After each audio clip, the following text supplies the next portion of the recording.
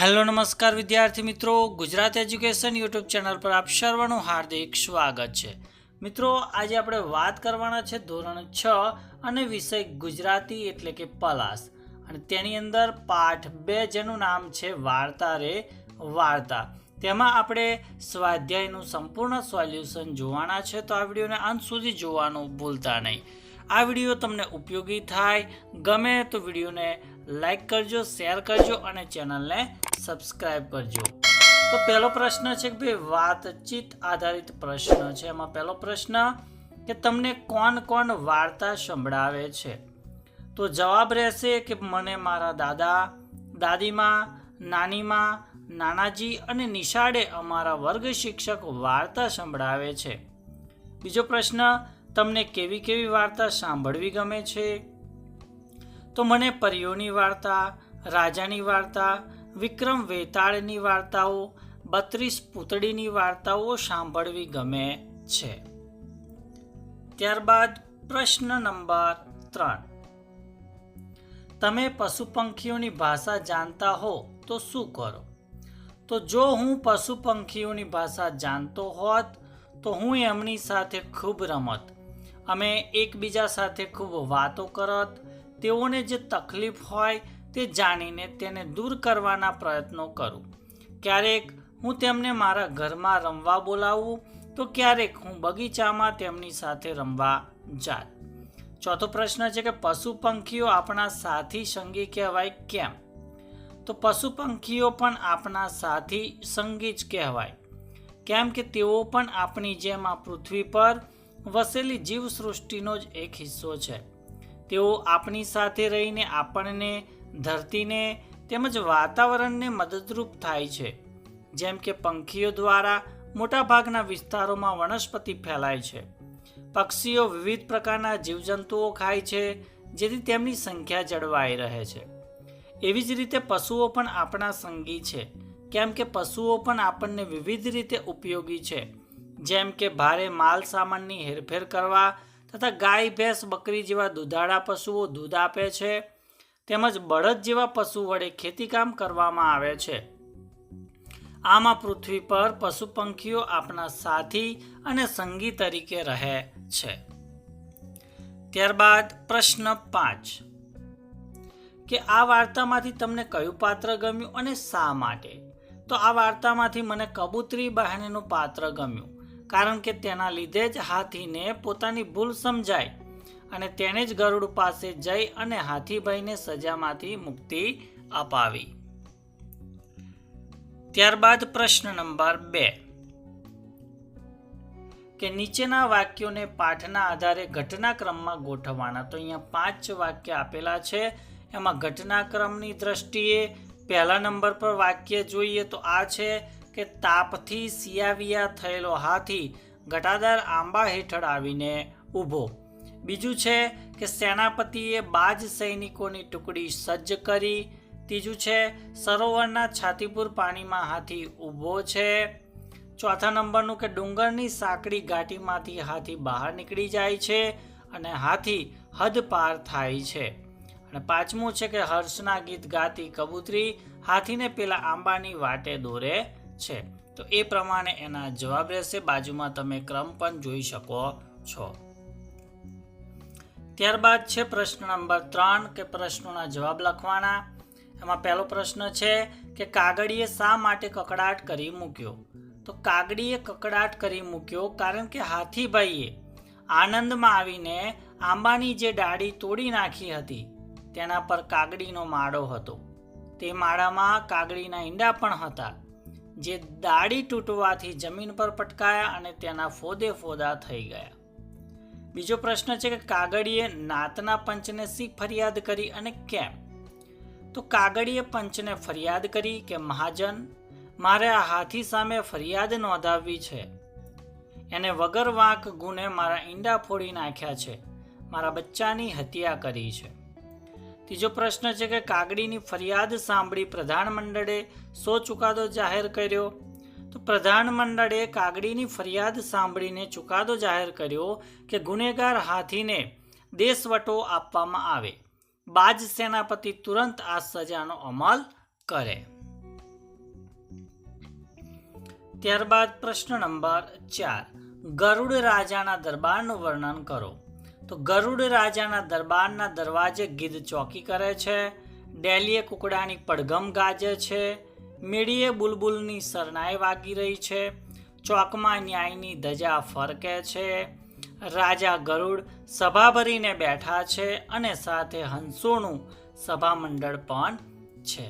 5મા નંબરનો પ્રશ્ન કે પક્ષીઓએ હાથીને હદપાર કેવી રીતે કર્યો. તો એનો આપણે જવાબ જોઈ લઈએ કે બાજ સેનાપતિ અને તેની ટુકડીએ હાથી પર હુમલો કર્યો. તેને પોતાની ચાંચના ઘા મારતા મારતા સજાના ભાગરૂપે હદપાર મૂકી આવ્યા. 6ઠા નંબરનો પ્રશ્ન છે કે હાથીને કઈ વાતનો પસ્તાવો થતો હતો અને કેમ. તો હાથીના લીધે કાગડીના જે ઈંડા ફૂટી ગયા હતા તે વાતનો તેને પસ્તાવો થાય છે, કેમ કે એ ઈંડા એને જાણી જોઈને નહોતા ફોડ્યા. તેણે તો આવેગમાં આવીને કેરીઓ ખાવા ડાળી તોડી હતી. તેને ખબર ન હતી કે તેના પર કાગડીનો માડો અને ઈંડા છે. 7મો પ્રશ્ન, કબૂતરીએ હાથીને સજા માફ ન કરાવી હોત તો શું થાત. જો કબૂતરીએ હાથીની સજા માફ ન કરાવી હોત તો હાથીને અજાણતા કરેલી ભૂલને કારણે સજાના ભાગરૂપે આજીવન લીલા જંગલની હદપાર રહેવું પડે તથા તેને કરેલી ભૂલનો પસ્તાવો રહ્યા કરે. પ્રશ્ન 4 કે પાઠમાંથી પ્રાણીઓના અવાજ રજૂ કરતા વાક્ય શોધીને લખો. તો અહીંયા મોર છે તો મોર ટેહુક ટેહુક કરે છે, કોયલ તો કે ભાઈ ટહુકે છે, કબૂતર તો કે ઘૂઘુ એટલે કે ઘૂઘવે છે, અને કાગડો તો કે ભાઈ ક્રાવ ક્રાવ કરે છે અથવા તો કાકા કરે છે. બરાબર, આ પ્રમાણે આપણે એના અવાજ રજૂ કરતા વાક્ય લખી શકીએ છીએ. ત્યારબાદ પ્રશ્ન નંબર 5 છે કે આપેલા શબ્દોના આધારે ફકરો બનાવો. તો અહીંયા જે શબ્દો આપેલા છે એ શબ્દોનો આપણે ઉપયોગ કરીને ફકરો બનાવીએ. તો જંગલમાં એક દિવસ એક શિયાળે સસલાના બચ્ચાનો શિકાર કર્યો. એ જોઈ સસલી તો કકડાટ કરવા લાગી. તેને તો ચારે બાજુ બમરાણ મચાવી અને જોર જોરથી રોક કકડ કરવા લાગી. એ સસલીનો વલોપાત જોઈ અન્ય પશુ પંખીઓ પણ ખૂબ દુઃખી થયા. જંગલના પશુઓ પણ ચીસો પાડવા લાગ્યા અને પંખીઓ કલરવ કરવા લાગ્યા. બધા ભેગા થઈને જંગલના રાજા સિંહ પાસે ગયા. સિંહ રાજા પોતાના રાજ દરબારમાં સભા ભરીને બેઠા હતા. દરબારમાં ભારે ભીડ હતી. તમામ દરબારીઓ અને અન્ય પ્રજા પણ ઉપસ્થિત હતી. સસલીએ પોતાની ફરિયાદ રાજા સામે રજૂ કરી. ત્યારબાદ આગળ જોઈએ તો રાજાએ ધ્યાનથી તેની વાત સાંભળી અને શિયાળેને સજા સંભળાવી. રાજાનો ન્યાય જોઈ સસલીને રાહત થઈ. 6ઠ્ઠો પ્રશ્ન છે કૌંસમાં આપેલા શબ્દોનો ઉપયોગ કરી ખાલી જગ્યા પૂરો. તો અહીંયા કૌંસમાં જે શબ્દ આપેલા છે એનો ઉપયોગ કરીને આપણે ખાલી જગ્યા પૂરવાની છે. જેમ કે પહેલું છે કે હાથીએ ખાલી જગ્યા કરતી સૂંઢ ઊંચકી. તો અહીંયા આવશે સડાક. બીજું, હાથીએ એક ડાળીને પકડમાં લીધી અને ખાલી જગ્યા ડાળી તૂટી ગઈ. તો અહીંયા આવડે કડડ. ત્રીજું છે કે હાથીએ ખાલી જગ્યા રહીને સૂંઢ ઊંચકી. તો અહીંયા આવશે હડવેક. હાથી ખાલી જગ્યા દોડ્યો જાય છે. તો હાંફળો ફાફડો. પાંચમું છે કે બાજ સરદાર હવામાંથી ખાલી જગ્યા હાથી પર ધસે છે. તો અહીંયા આવશે તીર વેગે એ ધસે છે. પ્રશ્ન નંબર 7 છે કે આપેલા વિષય વિશે બે વિદ્યાર્થીઓ પાસે રજૂઆત કરાવો. તો અહીંયા મેળો છે, રમતોત્સવ છે, ઉત્તરાયણ છે અને પ્રવાસ છે. આના વિશે વિદ્યાર્થીઓ પાસે આપણે રજૂઆત કરવાની છે કે ભાઈ મેળા વિશે, રમતોત્સવ, ઉત્તરાયણ અને પ્રવાસ વિશે તેઓ જે પણ જાણતા હોય એ વર્ગની અંદર તેઓ રજૂ કરી શકશે. ત્યારબાદ પ્રશ્ન 8મો છે કે ઉદાહરણ મુજબના શબ્દો કોષ્ટકમાં લખવાના છે. જેમ કે ઘટા તો ઘટાદાર થાય, કસ તો કસદાર. એ રીતે અહીંયા રસ તો રસદાર, અણી તો અણીદાર, મલાઈ તો મલાઈદાર, સુગંધી તો સુગંધીદાર, વજન તો વજનદાર, જોર તો જોરદાર, નસીબ તો નસીબદાર, ખુશ્બુ તો ખુશ્બુદાર, દમ તો દમદાર અને ધાર તો ધારદાર થશે. તો આ પ્રમાણે આપણે એના જવાબો લખવાના છે. ત્યારબાદ પ્રશ્ન નંબર 9 કે નીચેના વાક્ય કોણ બોલી શકે એ આપણે આ પાઠ આધારિત લખવાના છે. એમાં પહેલું વાક્ય છે કે અપરાધી હાથીને રાજ્યમાંથી કાઢી મૂકવામાં આવે. તો આ વાક્ય પક્ષીરાજ ગરુડ બોલે છે. બીજું, ભાઈ તે તો હર્ષમાં ને હર્ષમાં ન કરવાનું કર્યું. તો આ કબૂતરી બહેન બોલે છે. ત્રીજું છે કે પંચ પરમેશ્વર હાથીના કૃત્ય સામે મને વાંધો છે. તો આ કાગડી બહેન બોલે છે. ચોથું છે કે મેં હર્ષના આવેગમાં આવીને જે કૃત્ય કર્યું તેનો મને ખૂબ જ પસ્તાવો છે. તો આ વાક્ય હાથીભાઈ બોલે છે. પાંચમું છે કે તું તારા અપરાધની ક્ષમા ઈચ્છે છે એમ હું પક્ષીરાજ ગરુડ પાસે જઈને કહીશ.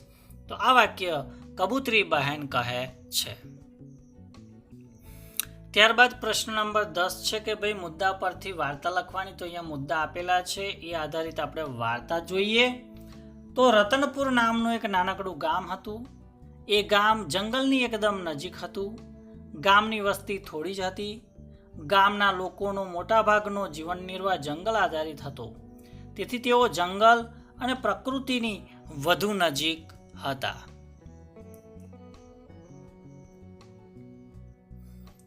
આ ગામમાં રાજુ નામનો એક છોકરો રહેતો. તેને ફરવાનો ખૂબ જ શોખ. તે જ્યારે સમય મળે એટલે જંગલમાં ફરવા નીકળી જાય. જંગલમાં આમ તેમ ફરે અને અવનવી વનસ્પતિઓ, વૃક્ષો કે જીવો વિશે એને જાણવાનો ઘણો શોખ. એક દિવસ તે જંગલમાં ફરતો ફરતો ઘણો આગળ નીકળી ગયો. તે આમ તેમ ફરતા ફરતા તેને એક અજીબ લાકડું મળ્યું. એ લાકડું ખૂબ જ વિચિત્ર હતું. તે જોઈને રાજુને બહુ નવાઈ લાગી, કેમ કે આવું લાકડું એને ક્યારેય જોયું ન હતું. લાકડું લઈ તે ગામ તરફ પાછો આવતો હતો. રસ્તામાં રમત કરતા કરતા તેનાથી લાકડું એક છોડને અડી ગયું. તે છોડ લીલામાંથી ગુલાબી રંગનો થઈ ગયો. તે મનમાં ને મનમાં વિચારવા લાગ્યો કે આ તે વળી કેવો ચમત્કાર. આમ ધીમે ધીમે કરતા તેને બધી જ વસ્તુઓના રંગ બદલવાના શરૂ કર્યા. અને થોડા જ સમયમાં આખું જંગલ વિચિત્ર રંગોથી રંગાઈ જાય છે. થોડા મહિનાઓ વીત્યા અને ચોમાસાની ઋતુ આવી પણ વરસાદ આવ્યો નહીં. ગામ લોકો ચિંતામાં પડી ગયા કે આ વર્ષે વરસાદ કેમ આવ્યો નહીં. ગામમાં તો વાતો થવા લાગી કે જરૂર કુદરત આપણી ઉપર કોપાયમાન છે.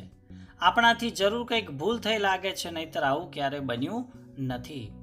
ધીમે ધીમે આ વાત ગામમાં ફેલાઈ ગઈ. આ વાત રાજુને પણ ખબર પડી. એને વિચાર આવ્યો કે જંગલમાં જે વૃક્ષો અને છોડની હરિયાળી સાથે છેડછાડ કરી છે, કદાચ તેનું જ આ પરિણામ હશે. તે તરત જંગલમાં ગયો અને ફરીથી બધું જેવું હતું તેવું કરવા લાગ્યો. થોડા દિવસો પછી ગામમાં સારો વરસાદ થયો. ગામ લોકો અને રાજુ સૌ રાજી રાજી થઈ ગયા. તો આ વાર્તા પરથી આપણને બોધ મળે છે કે કુદરતે જે વસ્તુઓ બનાવી છે તેની સાથે છેડછાડ ન કરવી જોઈએ, પરંતુ તેનું સન્માન કરો. તેમાં જ આપણી ભલાઈ છે. તો આ વાર્તાનો બોધ મળે છે. ત્યારબાદ 11મું છે કે રેખાંકિત શબ્દોનું નીચેના કોષ્ટકમાં વર્ગીકરણ કરો. તો અહીંયા જે શબ્દોની નીચે અંડરલાઈન કરેલી છે એનું આપણે આમાં વર્ગીકરણ કરવાનું છે. તો પહેલું જાતિવાચક નામપદ છે, એની અંદર જોઈએ તો જંગલ આવશે, જિલ્લા, સ્થાપત્યો, શાળા, વિદ્યાર્થી, નાસ્તા અને શરબત આવશે. જ્યારે વ્યક્તિવાચકની અંદર રવિવાર, પોળો અને સાબરકાંઠા આવશે. સમૂહની અંદર સહકુટુંબ, ટોળું અને બાલવૃંદ. જ્યારે ભાવવાચકની અંદર સુંદર, સૌંદર્ય, રોમાંચ, આનંદ, મસ્તી અને મજા જેવા શબ્દો આવશે. તો આ પ્રમાણે આપણે કોષ્ટક પૂર્ણ કરવાનું છે. ત્યારબાદ 12મો પ્રશ્ન છે કે રેખાંકિત પદને સ્થાને કયા પદો મૂકી શકાય અને તેને શું કહેવાય. તો અહીંયા જે શબ્દની નીચે અંડરલાઈન છે એની જગ્યાએ આપણે બીજા શબ્દ મૂકવાના છે. તો જોઈએ કે સુગંધા 8 વર્ષની છોકરી છે. તે ઉત્સવ પ્રિય છે. તેના દાદીને પણ તહેવાર ખૂબ ગમે છે. તેના મમ્મી પપ્પા ક્યારેય તેને ગમતું કરતા રોકતા નથી. તે પણ તેના મમ્મી પપ્પાએ આપેલી છૂટનો ક્યારેય દુરુપયોગ કરતી નથી. તેથી તેને તેના ઘરના બધા જ સભ્યો ડાહી ડમરી કહે છે. તો અહીંયા આપણે સુગંધાની જગ્યાએ જે શબ્દો મૂકેલા છે, બરાબર, એ તમે અહીંયા જોઈ શકો છો. તે છે, તેના, તેના, તેને, તે, તેના, તેને, તેના. તો એને શું કહેવાય?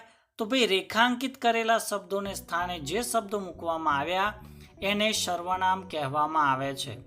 સર્વનામ એટલે એવા પદો કે જે કોઈ પણ સંજ્ઞાના સ્થાને ઉપયોગમાં લઈ શકાય, જેને લીધે સંજ્ઞાની પુનરુક્તિ કરવી પડતી નથી, એટલે કે એનું પુનરાવર્તન કરવું પડતું નથી અને લખાણ નીરસ લાગતું નથી. તો વિદ્યાર્થી મિત્રો, આ હતું ધોરણ 6 વિષય ગુજરાતી એટલે કે પલાસની અંદર પાઠ 2, જેનું નામ હતું વાર્તા રે વાર્તા, એના સ્વાધ્યાયનું સંપૂર્ણ સોલ્યુશન. તો વિડીયો તમને ચોક્કસથી ગમ્યો હશે તો લાઈક કરી દેજો, શેર કરી દેજો, અને આ વિડીયો તમને જો ઉપયોગી લાગે તો ચેનલને જરૂરથી સબસ્ક્રાઈબ કરી દેજો. નેક્સ્ટ વિડીયોની અંદર આપણે કોઈક નવા ટોપિક સાથે મળીશું. ત્યાં સુધી જય હિન્દ, જય ભારત.